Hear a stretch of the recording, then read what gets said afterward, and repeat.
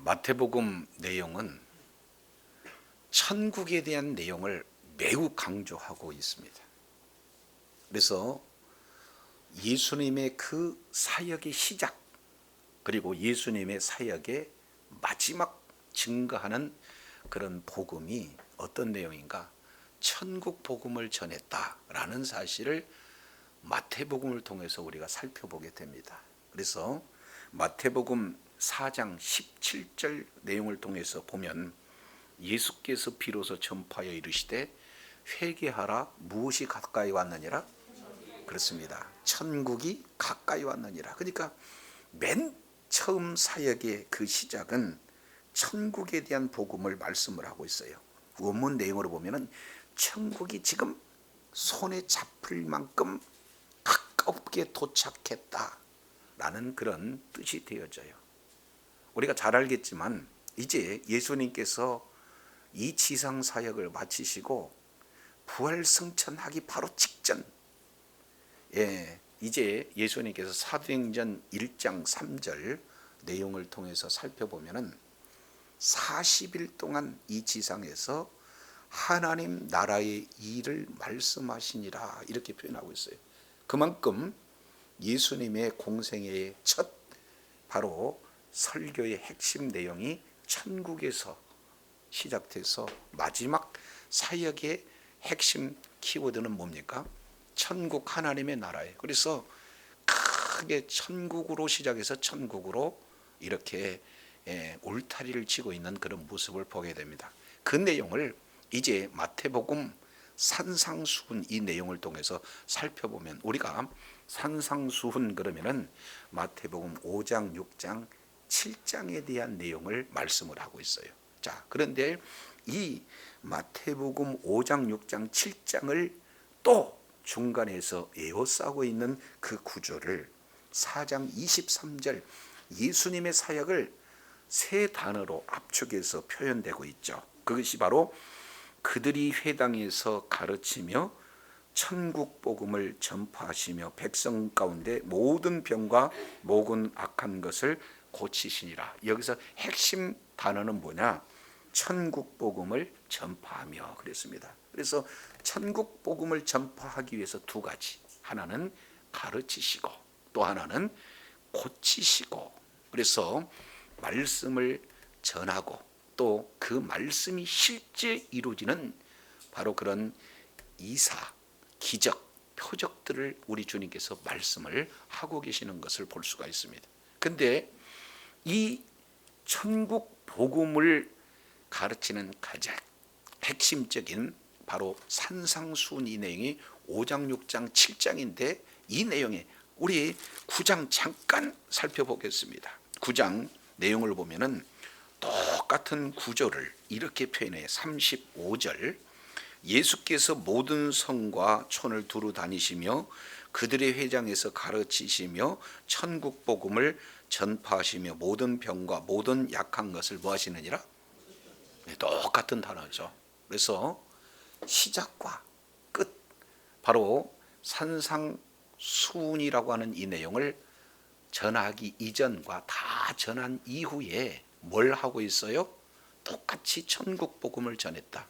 그러면서 천국 복음을 전하는 두 가지 패턴, 가르치시는 것, 고치시는 것. 그래서 이 가르치는 사역 이 내용이 5장, 6장, 7장 이 내용이 되어지고, 그리고 실제 고치지는 것이 8장과 9장 사역이에요. 그래서 10가지 기적을 통해서 천국이 이미 와 있다라는 사실을 가르치고 치유하는 그런 내용으로 이렇게 말씀을 하고 계시는 것을 볼 수가 있어요. 그만큼 아주 구체적으로 선명하게 천국 복음에 대한 내용들을 말씀을 하고 있는 이 배경을 우리가 먼저 살펴볼 필요가 있어요. 그래서 오늘은 팔복 중에 마지막 결론이기도 하는 그런 내용이기 때문에 팔복을 조금 더 구체적으로 살펴보도록 하겠습니다. 자, 팔복, 마태복음 5장 1절 예수께서 무리를 보시고 산에 올라가 앉으시니 제자들이 나온지라. 그러면 결국 산에 올라가셔서 이제는 제자들을 향해서 이 산상수훈을 이렇게 말씀을 하고 계시다라는 사실을 볼 수가 있어요. 자, 그런데 다시 한번 8장 내용을 통해서 보면은 이렇게 표현을 해요. 8장 1절 보십니다. 8장 1절. 예수께서 어디에서 내려오셔요? 산에서 이 산은 어디냐? 우리가 마태복음 5장 1절에 산상수훈을 가르치기 위해서 산에 올라가셔서 다 가르치신 후에 산에서 내려오시는 장면이죠. 그래서 7장 28절 내용을 보니까 예수께서 이 말씀을 마치셨다. 그리고 산에서 내려오셨다. 이렇게 말씀을 하고 있어요. 이 내용은 구약성경 출애굽기 19장, 이제 하나님께서 이스라엘 백성들에게 모세를 통해서 하나님의 말씀을 직접 이렇게 보여주신 내용과 똑같이 우리 하나님께서 산에 오르셔서 하나님의 말씀을 예수님의 그 제자들에게 가르치시는 내용임을 이렇게 큰 구조로 우리가 살펴볼 수가 있습니다. 자, 정리하면 예수님의 그 말씀은 천국 복음을 전파하는 것으로 시작해서 천국 복음을 이제 다 전하고 승천하는 내용, 사역의 시작과 끝이 천국 복음이었다. 이 내용을 마태복음 산상수훈에 이렇게 살펴봤더니 이제 산상수훈의 첫 시작도 천국 복음이며 산상수훈의 마지막도 이렇게 쫙 표현을 하고 있어요. 이것을 조금 더 울타리로 이렇게 시작하게 되어지면은 팔복 보시겠습니다. 5장 3절 심령이 가난한 자는 복이 있나니 천국이 저희 것이며 이렇게 시작을 하고 있어요. 자, 이 내용을 통해서 보면은 팔복의 첫 시작도 뭐예요? 천국에 대한 내용을 말씀하고 있습니다. 그리고 오늘 우리가 살펴볼 8번째 복, 이 내용이 10절 의를 위하여 박해를 받는 자는 복이 있나니 뭐가? 천국이 저희 것입니다. 그러니까 팔복도 또 시작도 천국으로부터 시작해서 뭐예요? 천국으로 마무리를 짓고 있어요. 그래서 오늘 큰 구조로 우리가 살펴봤을 때 바로 팔복 전체는 천국 안에 있는 복인 줄로 깨달으시기를 바랍니다. 그래서 복의 첫 번째로부터 시작해 복의 마지막 8번째 그 복이 바로 천국이 주어지는 복이에요. 그래서 이 내용을 간략하게 이제 우리가 지난 약 16주에 걸쳐서 이제 산상수훈에 대한 내용들을 살펴봤는데 이 내용을 압축해서 요약한다면은 심령이 가난한 자는 복이 있다. 이 내용을 다시 원문 배열순으로 하면은 너희들에게 복이 있다 선언하셨어요. 왜 복이 있느냐면 천국이 가난한 자에게 주어진 복이 뭐냐? 천국이기 때문에 이렇게 말씀을 하고 있는 것을 보겠습니다. 그래서 천국이 심령이 가난한다는 것은 바로 성령으로 파산된 자, 다른 말로 성령으로 구걸하는 자, 그런 자가 복되는 것은 그런 자에게 천국이 주어졌다라는 사실을 말씀을 하고 있어요. 자, 두 번째 내용은 애통하는 자가 복이 있다는 거죠. 이미 주어진 복인데 그 복을 알지도 못하고 보지도 못하고 누리지도 못한다면 이 복이 내 것이 되게 해달라고 애통하는 그 자체가 이제 우리들에게 복이 되어진다. 그러면은 뭘 받아요? 하나님의 위로를 받아요. 이 하나님의 위로를 받는다는 파라클레오라고 하는 이 단어는 어떤 내용입니까? 하나님을 가까이 하다. 진정한 위로는 위로자가 되시는 하나님께서 뭐예요? 가까이 부르실 거예요. 하나님의 것으로 위로해 주신다는 거예요. 그래서 저와 여러분 늘 하나님의 위로가 있기를 원합니다.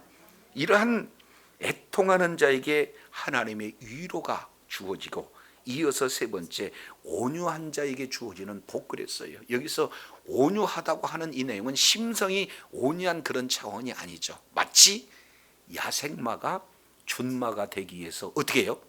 길들여지는 것처럼 우리 하나님께 길들여지는 하나님께 그 통치를 받는 그런 자가 진정한 복이 된다. 왜?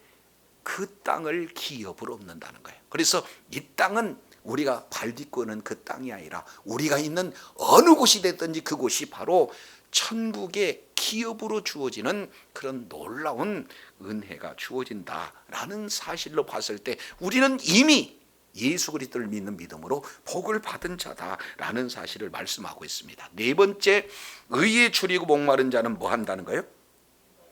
복이 있다. 이게 오늘 본문하고 반복되어서 기록되고 있어요. 그래서 의에 줄인다, 목마르다, 절대적인 목마름과 배고픔을 말하고 있어요. 그러니까 여기서 의라고 하는 이 내용은 예수 그리스도가 의가 되는데 예수님을 어떻게든지 최고의 가치를 두고 예수님을 따라가고자 하는 그런 삶을 바로 의에 줄이고 목마르다 이렇게 표현하고 있어요. 그래서 우리는 모든 삶의 현장 속에서 예수님을 따라가는, 예수님을 쫓아가는, 예수님을 최고의 가치로 여기고 살아가는 그 삶의 태도가 바로 의에 줄이고 목마른 자의 태도다. 그런 자에게 우리 하나님께서 뭘 주셔요? 배부름을 주신다. 여기서 배부름을 주신다는 것은 뭐예요? 부족함이 없는 상태. 이것을 시편 23편 1절에는 여호와는 나의 목자시니 내게 부족함이 없다. 최고의 만족된 상태, 최고의 풍성한 상태, 이 내용으로 우리 주님께서 채워 주시겠다는 거예요. 그렇기 때문에 이미 예수 그리스도를 따르는 제자들을 살펴보면은 하나하나가 많은 사람들이 봤을 때 복이 없는 자다라고 느껴지는데도 불구하고 우리 주님은 아니다, 너희는 복이 있도다, 복이 있도다, 복이 있도다 계속해서 선포하는 그 복을 우리 주님께서 말씀하고 있다는 사실을 기억하시 바랍니다. 다섯 번째, 긍휼히 여기는 자는 복이 있다는 거예요. 왜 우리가 긍휼히 여기야 되느냐? 이미 우리가 긍휼히 여김을 받은 존재이기 때문에. 여기서 긍휼이라고 하는 내용은 마치 어머니가 자녀를 사랑하는 그 사랑, 받을 자격도 없는데도 불구하고 베풀어 주신 바로 모성애적 그 사랑, 하나님의 그 사랑이 우리들에게 부어졌어요. 그런 하나님의 사랑을 받고 보니 우리도 그 하나님의 성품으로 다른 사람들을 긍휼히 여겨준 그런 어떤 선순환의 구조가 우리들에게 주어졌다는 사실이죠. 그리고 이어서 여섯 번째, 마음이 청결한 자는 복이 있다. 이 청결함, 이 내용도 핵심적으로 얘기한다면 어떤 내용입니까? 오로지 마음이 하나님 한 분만을 바라보는, 두 마음이 아니라 한 마음으로 주님을 따라가는 그 마음이 청결한 마음이다. 그런 자는 날마다 하나님을 바라볼 수 있는, 하나님을 배울 수 있는, 하나님을 경험하고 하나님 앞에 나와 예배할 수 있는 그런 복이 이미 주어졌다는 사실이에요. 이어서 화평케 하는 자는 복이 있나니, 여기서 화평이라고 하는 것은 하나님과 인간 사이 가로막힌 죄로 이제는 도무지 화평할 수 없는 원수 관계에 있던 우리들인데 예수님께서 십자가에서 피 흘려 죽으심으로 죄 문제를 다 해결하심으로 하나님과 우리 사이가 원수가 아니라 화평케 하신 분이 바로 예수님이신 줄로 믿습니다. 그래서 화평케 하는 자는 예수 그리스도예요. 따라서 예수 그리스도를 믿는 믿음을 가진 우리 역시 마찬가지로 화평한 자가 되어서 복음을 증가해 많은 자들을 주님의 품으로 이끌며 동시에 많은 세상의 그런 어떤 사람들과 그리고 세상에 있는 모든 피조물들과 화목해 할 수 있는 그런 은혜가 저와 여러분에게 주어졌다는 사실입니다. 그래서 첫째, 둘째, 그래서 일곱째, 이 내용은 완전한 복 이렇게 표현을 하고 있어요. 그런데 오늘 우리가 읽어보면 여덟 번째, 이 의에 줄이고 의를 위하여 박해를 받는 자는 복이 있다. 이 내용은 7+1 그러니까 완전한 수의 추가적인 하나의 복이기 때문에 부족함이 없는 그런 복이 팔복으로 저와 여러분에게 주어졌다는 사실을 기억하시 바랍니다. 그래서 우리는 이미 앞으로 복을 받아야 할 존재가 아니에요. 우리는 이미 복을 받은 자인 줄로 믿습니다. 이 내용을 예수님께서는 8번 복이 있다, 복이 있다, 복이 있다 선언하고 계시는 사실을 저와 여러분은 확실히 인정하시고 어떤 상황 속에서도 나는 복을 받을 자가 아니라 나는 이미 복을 받은 자다 라는 확실한 믿는 믿음으로 날마다 승리하며 살아가기를 바랍니다. 그러면 여기서 의를 위하여 박해를 받는다라고 하는 이 의미가 무엇일까? 이 내용은 이미 우리가 살펴봤어요. 의에 줄이고 목마른 자는 복이 있다. 바로 여기서 의는 누가 되는 거예요? 그렇습니다. 예수 그리스도. 조금 어렵게 표현합니다. 한번 따라할까요? 디카이오 수네. 디카이오 수네. 예, 디카이오 수네라고 하는 이 내용은 이 하나님의 의에 대한 내용들을 말씀을 하고 있는 거예요. 그래서 의다라고 하는 것은 이 세상에서 의와 이렇게 차별되는 하나님의 의를 디카이오 수네 이렇게 표현을 하고 있죠. 이걸 조금 더 구약적 의미와 이렇게 더불어서 생각한다면 이 단어는 체데크라고 하는 이 단어에서 온 거예요. 체데크라고 하는 이 내용은 바로 하나님의 율법, 조금 더 구체적으로 표현하면 토라, 하나님의 율법, 하나님의 그 토라라고 하는 이 내용을 우리들에게 주어졌는데, 이 약속의 말씀, 하나님의 의도를 좌로나 우로나 치우치지 않고 하나님과의 바른 관계가 유지되는 그 상태가 뭐예요? 의다라는 것을 말씀을 하고 있어요. 근데 그 디카이오 순회, 다른 말로 이제 하나님과의 관계에 있어서 좌로나 우로나 치우치지 않고 바른 관계, 이 내용은 누구만 가능하느냐? 이런 하나님의 의를 소유한 사람은 아무도 없어요. 그래서 이 내용을 바로 율법을 주신 목적을 통해서 살펴보면은 로마서 3장 20절이 이렇게 말씀하고 있죠. 율법을 주는 내용은 우리가 얼마나 죄인인가, 다른 말로 하나님의 의도에서 얼마나 좌우로 우로 치우쳤는가, 하나님의 말씀에서 얼마나 멀어졌는가, 그 상태를 알 수 있는 것으로 율법이 주어졌다는 사실이에요. 그래서 여기에서 의가 무엇인가, 이 내용을 우리 로마서 3장 잠깐 살펴보도록 하겠습니다. 로마서 3장 20절, 그러므로 율법의 행위로는 그 앞에 의롭다 하심을 얻을 육체가 없다. 그러니까 자, 율법을 좌로나 우로나 치우치지 않고 율법을 다 지켜 행하는 그 자를 성경은 의롭다 이렇게 표현하는데, 그렇게 율법을 다 지켜 행하는 사람이 한 사람도 없다. 그래서 율법의 행위로는 그 앞에 율법 의롭다 하심을 얻을 육체가 없나니, 율법을 주신 목적이죠. 율법으로는 뭐를 깨달음이라? 그렇습니다. 죄를 깨달음이라. 여기서 죄라고 하는 것은 하나님의 말씀에 얼마나 벗어났느냐, 하나님의 말씀, 하나님의 의도에서 얼마나 벗어났느냐, 하나님과의 올바른 관계가 얼마나 지금 비틀어져 있느냐, 이 내용을 죄를 통해서 지금 이렇게 깨닫게 이렇게 해주신 거죠. 자, 그런데 31절, 이게 우리들에게 주어진 은혜입니다. 이제는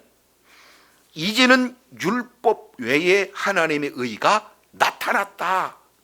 근데 이 하나님의 의에 대해서 율법과 선지자들에게 증거를 받았다. 그런데 여기서 율법과 선지자는 구약 성경의 또 다른 표현이에요. 그러니까 구약 성경에는 하나님의 말씀을 다 지켜 행하는 그 자가 의로운 자인데, 또 다른 의를 성경에서는 증거를 하였다.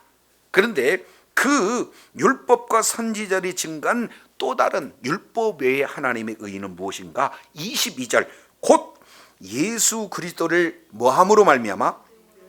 방법, 믿음이라고 하는 방법이에요. 믿음으로 말미암아 누구에게? 모든 믿는 자에게 미치는 하나님의 의인이 차별이 없다, 이렇게 말씀을 하고 있어요. 그러니까 대상은 누구냐? 모든 믿는 자에. 여기는 행위하고 전혀 관계가 없는 내용이다. 누구든지 예수 그리스도를 믿기만 하면 세상 사람들이 뭐라 판단한다 하고 뭐라고 평가한다 할지라도 예수 그리스도를 믿는 믿음을 가진 자를 하나님은 뭐예요? 하나님의 의다, 이렇게 지금 말씀하고 계신다는 거예요. 그래서 이제는 하나님과의 관계에서 무슨 관계가 이루어지는 거예요? 올바른 관계가 이루어지는 겁니다. 이것은 우리의 자격을 논함도 아니요, 우리의 이런 하나님께 나갈 수 있는 그런 조건을 만족하는 자도 말함도 아니에요. 행위도 말함도 아니에요. 오로지 무엇을 말하고 있습니까? 믿음으로 말미암아 믿는 자에게 미치는 하나님의 의다. 이것은 차별이 없다는 거예요. 누구에게든지. 그래서 보세요. 23절, 모든 사람은 죄를 범하였음에 하나님의 영광에 이르지 못해요. 하나님의 영광 가운데 나갈 수 없어요. 왜? 죄 문제 때문에. 그런데 우리 주님께서 이제는 나갈 수 있는 은혜가 주어졌는데, 의롭다라고 일컬음을 받는데 그 이유는 딱 한 가지, 예수 그리스도를 믿음으로 말미암아 모든 믿는 자에게 하나님의 의가 주어진 줄로 깨달으시길 바랍니다. 그래서 이 의라고 하는 것은 바로 하나님과의 올바른 관계를 이렇게 표현하고 있어요.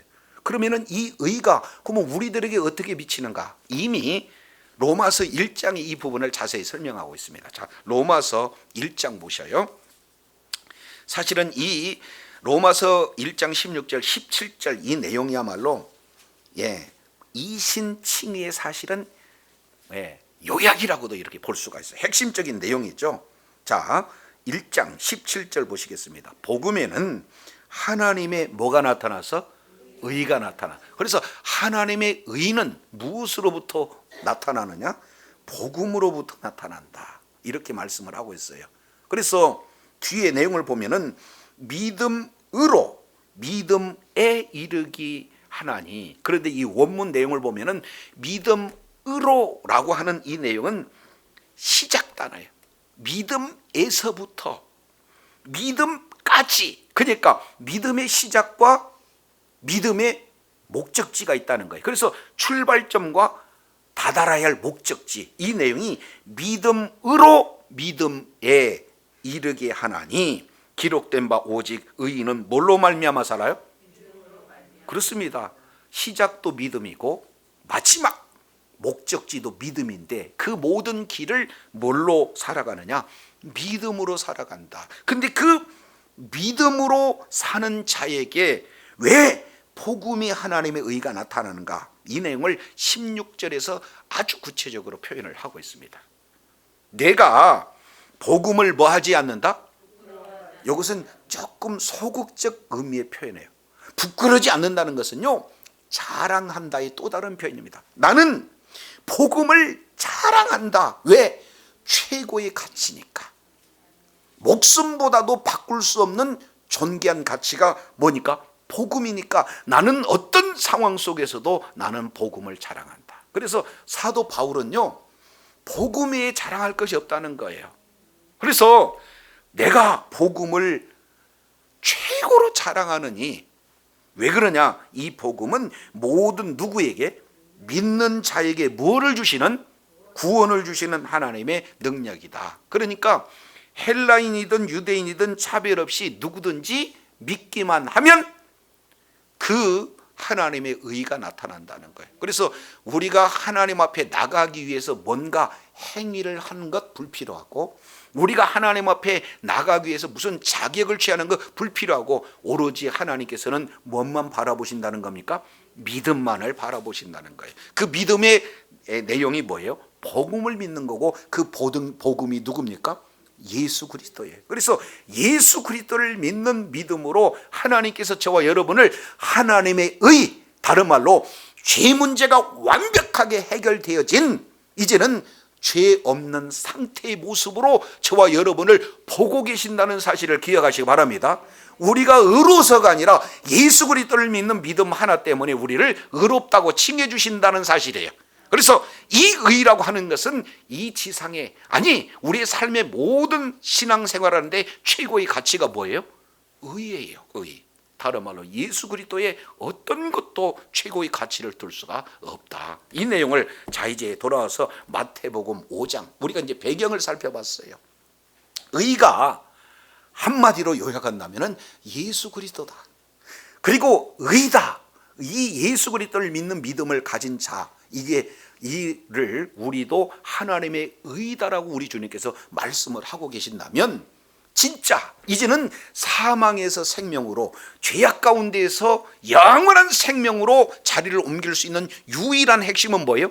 의예요. 그러니까 의는 부끄러울 대상이 아니라 엄청난, 목숨과도 이렇게 비교할 수 없는 최고의 가치가 의가 되어져요. 그렇다면 5장 10절, 의를 위하여 박해를 받는 자는 뭐한다? 복이 있나니, 이렇게 지금 말씀을 하고 있어요. 자, 그러면은 여기서 박해를 받는다라고 하는 원문 뜻은 어떤 의미냐라고 보면은, 자, 디오코라는 단어를 쓰는데 마치 이제 사냥감을 계속해서 추적하고 있는 그런 내용이에요. 그러니까 의를 소유하는 자를 계속해서 사냥감 몰듯이 추적하는 그 내용이 뭐냐면은 우리에게 박해로 오게 된다는 사실입니다.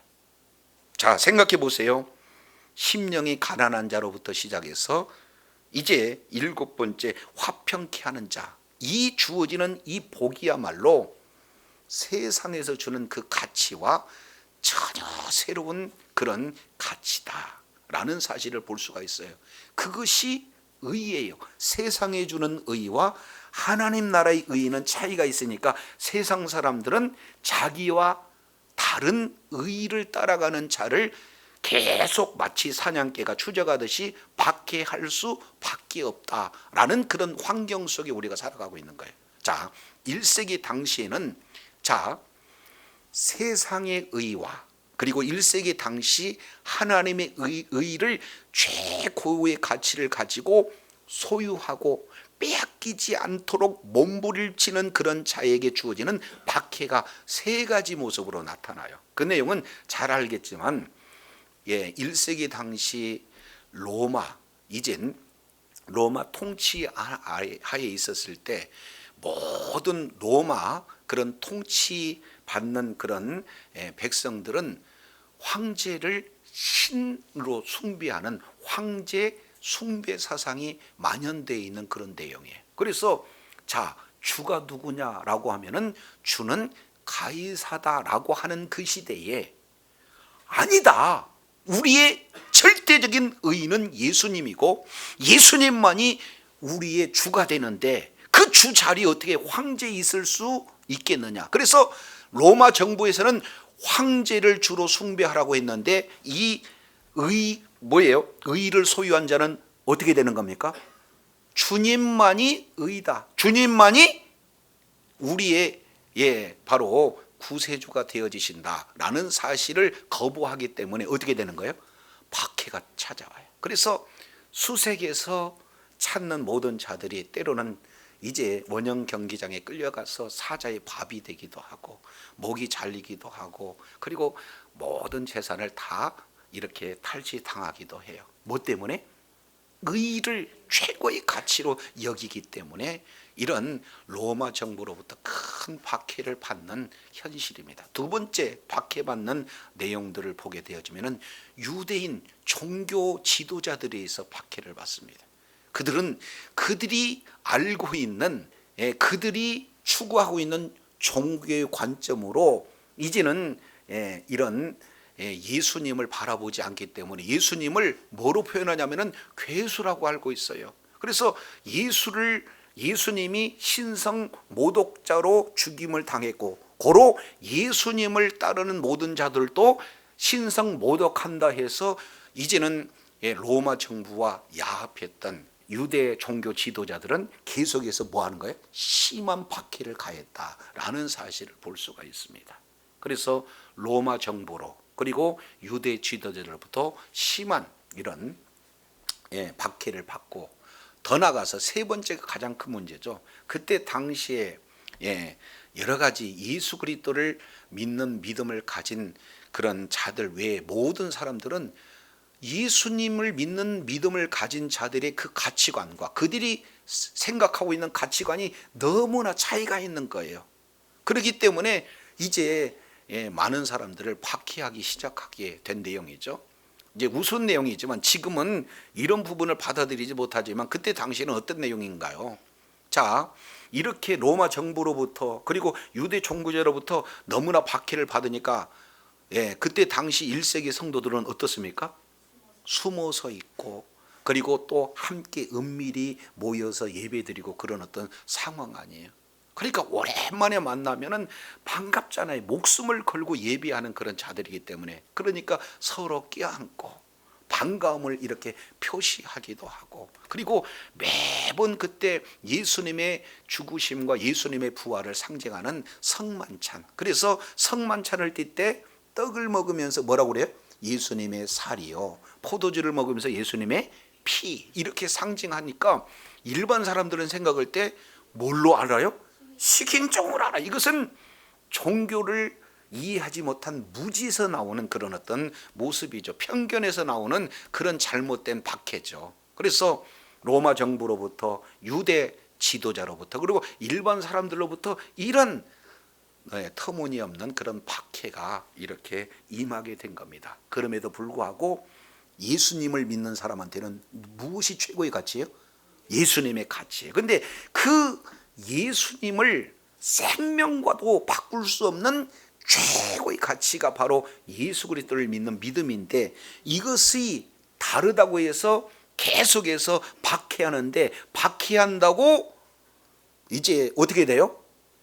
최고의 가치인 예수님을 배반할 수가 없잖아요. 그러니까 끝까지 그 의를 추구하고 의를 따르게 되면 반드시 뭐가 나타난 겁니까?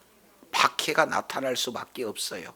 예수 믿는 것 때문에 뭘 잘못해서가 아니라 예수님을 믿는다는 이유 하나 때문에 손해보기도 하고, 또 박해받기도 하고, 심한 경우에는 죽임을 당하기도 하여, 그럼에도 불구하고 예수 믿는 믿음 때문에 박해를 받는 그 자가 복이 있는 줄로 깨달으시길 바랍니다.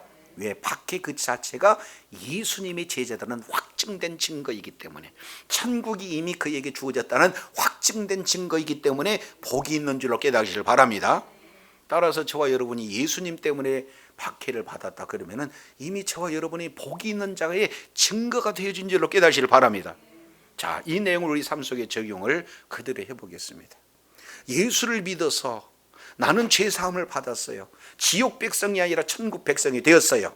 이거보다도 더 큰 복이 없는데, 그러한 예수님을 딱 이제 입을 다물고 있는 그 자리에서 예수님을 안 믿는 척 이렇게 하게 되면 박해 전혀 없습니다.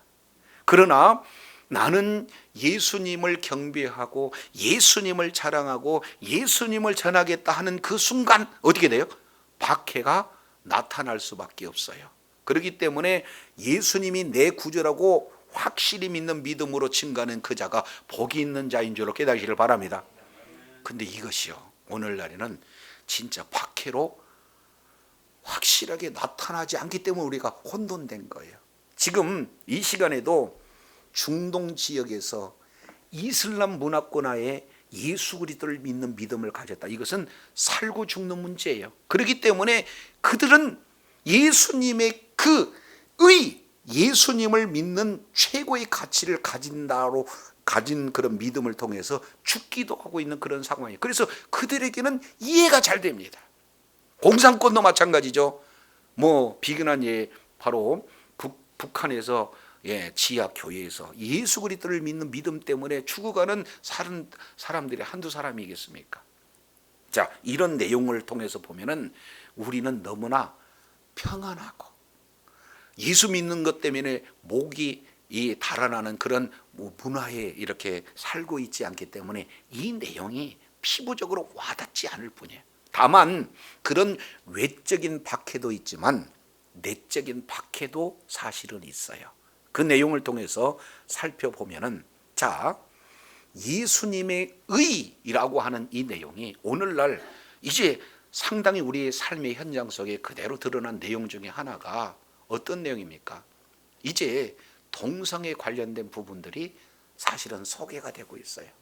그래서 인권이라고 하는 그런 내용을 가지고 동성애를 옹호하고 있는 부류도 있고, 아니다, 진리에서 어긋나기 때문에 이 문제는 우리가 진리로 돌아가야 된다고 하는 이런 내용 때문에 이제 얼마나 많은 그런 분쟁이 있는지 몰라요. 그래서 저도 여러분도 정말로 동성애자는 우리가 진짜로 사랑으로 품어야 할 대상이기는 하지만 동성애라고 하는 이 내용은 진리에서 벗어났기 때문에 우리가 받아들일 수 없는 그런 내용이죠. 그러면 이 내용을 계속 꿋꿋이 가지고 이제는 동성애는 안 된다라고 이렇게 진행하는 내용 가운데 세계사에서 물밀듯 물려오는 그런 지금 환경 속에서 많은 기업들이 동성애를 지지하고 있고 정부에서도 그런 내용들을 지지하고 있는 이런 어떤 상황 속에서 계속해서 우리가 진리로 가게 되면 그로 인한 박해는 우리가 충분히 따를 수 있다는 사실을 저와 여러분 기억해야 할 필요가 있어요. 그래서 오늘 의를 위하여 박해를 받는 자는 뭐가 있다? 복이 있도다. 왜? 이미 그에게는 뭐가 주어졌기 때문에. 그렇습니다. 천국이 예수님이고 예수님이 천국인 줄로 깨달으시길 바랍니다. 우리는 곧 예수님의 제자가 이미 되어진다는 것이 증명되어진다는 사실이에요. 그래서 저와 여러분을 점으로 이제 지옥에서 천국으로 자리를 옮겨주신 예수 그리스도가 우리의 최고의 생명이라면, 최고의 가치라면 이 내용을 자랑할 수밖에 없고, 하나님 나라의 기준으로 이렇게 가치를 추구하는 자와 이 세상에, 이 땅에 있는 가치를 추구하는 자에게 갭이 있기 때문에, 차이가 있기 때문에 예수님을 증거하고 예수님의 길을 따라간다는 것은 반드시 박해가 있을 수밖에 없다는 사실을 저 여러분은 인식을 하시고, 날마다 그럼에도 불구하고 의를 위하여 뭐 하는 자? 여기서 의를 위하여라는 단어가 참 중요해요. 이 내용을 원문으로 보면 두 가지로 해석이 가능합니다. 의 때문에 박해를 받을 수도 있다. 옳습니다. 그러나 보다 본질적인 것은 의를 위해서 박해를 받는 거예요. 조금 소극적인 측면으로 의 때문에 박해받는다 하는 그런 내용은 소극적인 의미지만 큰 넓은 의미, 적극적으로 내가 의를 위하여, 의를 목적 삼아서 박해를 받는다, 그 자체가 진정한 복이심을 저와 여러분 깨달을 것이고, 날마다 이런 박해 현장 속에서도 우리 주님은 외면치 않고, 이제 마태복음 28장 19절 20절 이 내용을 통해서 보면은 가서 이렇게 예수님을 자랑하는 자, 예수 그리스도의 복음을 증거하는 그 자리에 보라, 세상 끝날까지 내가 너희와 항상 함께 하리라. 우리 주님께서 천국 되시고 천국 되신 주님이 받는 그 자리를 천국 환경으로 이끌어 주신다는 사실을 기억하시고, 날마다 천국 안에서 천국을 누리며 천국 되신 주님의 인도함을 따라 천국을 실감하는 축복의 자녀들, 능력의 자녀들이 다 되시기를 예수 이름으로 축원합니다. 기도하겠습니다.